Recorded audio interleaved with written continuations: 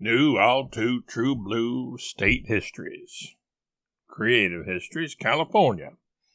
Excerpt from the New All Too True Blue History of California. Indians come to California. The original inhabitants of America started out in India. They were happy there until they discovered that they were allergic to curry and cardamom. That's when they decided to light out for the territory. After receiving a vision of a horse grizzly telling them, "Go east, young bucks and squaws," they headed that direction. First, they went through China. Here they adopted the custom of smoking the peace pipe. They kept going east. In Mongolia, they become enamored of the yurts, the portable living quarters of the Mongolians. The travelers eastward didn't like the name yurt, so they called these dwellings teepees instead. Next, they trekked through Russia. There they learned how to ride horses from the Cossacks on the steppes. Now, astride their fiery steeds, which they borrowed from the Cossacks one night, they pushed on eastward until they reached Alaska. Some of them remained there, including the indefatigable Nanook, later made famous by Frank Zappa.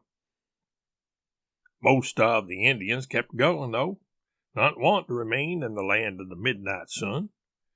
This was due to their inordinate fear of the Kodak bear. They feared these big furry mammals because the big galoots wanted to take their picture, having never seen an Indian before. The Indians were terrified at this, because they imagined having their image recorded on film would steal their soul. Some of them went further east into Canada, the land of maple bars and Elsinore beer, while others went south to the United States. The subset we are concerned with in this volume are those that went south to California. Groups of extended families settled together in various parts of the state. They knew they were Indians, but didn't have any other specific name for the various family groups. When people came across them and asked them who they were, the question confused the Indians, and they simply replied that they were humans. What else? When responding to what they thought was a simple question, they often called themselves the people. Others, though, insisted on giving each extended family group unique names, such as Hoopa, K-Rook, Miwok, Modoc, Paul Revere and the Raiders, etc. 1542 to 1769. European explorers. Long after the curry-averse Indians arrived in California, the Europeans learned what a nice place California was and started vacationing there. Travel writers such as Francis Drake, whose great-great-great-great-grandson would become a famous hip-hop crooner, and Sebastian Vizcaíno, whose great-great-great-great-grandson Jose would become a famous baseball player, helped make California popular. Some British sailors gave California a look too, but when they found that they couldn't get any good tea and crumpets there, their stiff upper lips became as floppy and wobbly as could be, and they sailed on in disgust, leaving California to the Spaniards and others they deemed uncouth and unrefined. In a picture of Francis Drake below, you can see the hip-hop attitude that he will pass on to his descendant. You can almost hear him demanding, "More cowbell." 1812, Fort Ross and the Russians. The Russians, long-standing friends of the United States, wanted to help the Californians with their plans to set up some aquatic zoos where kids could come and play with seals. So the Tsar sent some animal trainers and handlers over to Fort Ross on the northern California coast. The Russians captured several of these critters for the pig kids to pet. But then, the Russians met the fort's namesake, Betsy Ross, who was busy on the design for the state flag. Unfortunately for all concerned, Ms. Ross rejected the Russian suggestions of adding a bottle of vodka, a hammer and sickle, and a balalaika to the motto, and that put an end to the cooperation between the Californians and the Russians.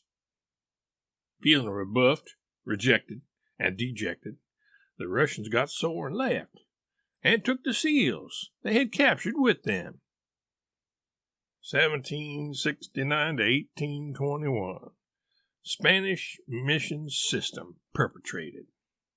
Franciscans came to California because they thought, because of their name, that they belonged in San Francisco, and that beautiful city by the bay should belong to them. They couldn't find it at first, though, and wandered all up and down the state looking for it. The Franciscans had a bad habit of wearing gray all the time, which made them look like wolves. They had intended to wear woolly white clothing, but forgot their laundry soap, and so didn't fool anybody as to their true nature. The Franciscan leaders, such as Juniper Berry Sarah and his sidekick Sancho Panza, forced the local Indians to eat curry, which, as you might recall, they were allergic to, and to work in the local automobile factories, churning out El Caminos, which the Franciscans then drove all over the place, flaunting their sleek rides, while the Indians had to follow behind them on foot, per pates. The Indians loved their Franciscan overlords so much that they would sometimes run off into the hills to tell their friends about the benefits of coming down to the mission to work, where they could gradually build up a tolerance to their curry allergies. But then they would forget to come back. The Spaniards weren't all bad. In the picture below, you can see that Sarah took the time to teach some of the Indians the alphabet. Here he is showing them the letter T and explaining that this stands for thief, which is a title he and his fellow Franciscans are proud to lay claim to. Sarah is also showing the Indians a scale model of the mansion he wants them to build for him. Or else. 1818. Argentina attacks California with a hippo.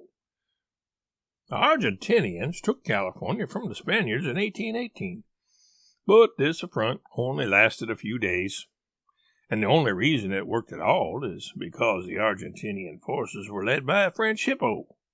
It was a light hippo, but a hippo nonetheless, and like Alexander the Great using elephants in battle, this was an unfair advantage, as the hippo so discombobulated the Californians in Monterey that they initially just gave up and hightailed it to the hills in sheer terror. But when the Montereyans realized it was just a light hippo, they came back and shooed the pesky Argentinians and their white-challenged pet away. 1821 to 1848. Mexico takes over California. Eventually, the Mexicans had enough of the Spanish controlling their land, so finally, in 1821, the Mexicans politely asked the Spaniards to leave. They even appended pretty please to their request. The Spaniards, flummoxed by this, did so, but only on the condition that the Mexicans continued to speak Spanish. They agreed, and Mexico became the new rulers of California. 1846 to 1848. Mexican-American War. After losing to Mexico at the Alamo, and being thus forced to accept the unwanted by anybody Texas, see the book The New All Too True Blue History of the United States for the details, the United Staters were really mad at Mexico. The anger and resentment finally boiled over, and the United Staters challenged the Mexicans to a game of football. The stakes were, if Mexico lost, they not only had to take Texas back, but they also had to give California to the United Staters. The Mexicans agreed, but showed up ready to play soccer. There was a big argument about what football was. Was football soccer, or was it American football? The opposing sides couldn't agree, and so a big war broke out. The United Staters won it, and became the new owners of California. The picture below shows one of the battles of this war. The Latin inscription on the flag carried by the United Staters reads, when translated, footballs are not round. 1849, Gold Rush. In one of the great coincidences in all of human history, just when the United Staters won the football game war, and California thereby became the property of the United States, gold was discovered in the northern part of the state in 1848. By the next year, people were streaming into California. Anybody who was willing to dig for gold was allowed in, as long as they agreed that footballs were not round. In the notice below, you'll see that they are also advertising for 200 politicians to come to California and set up shop there.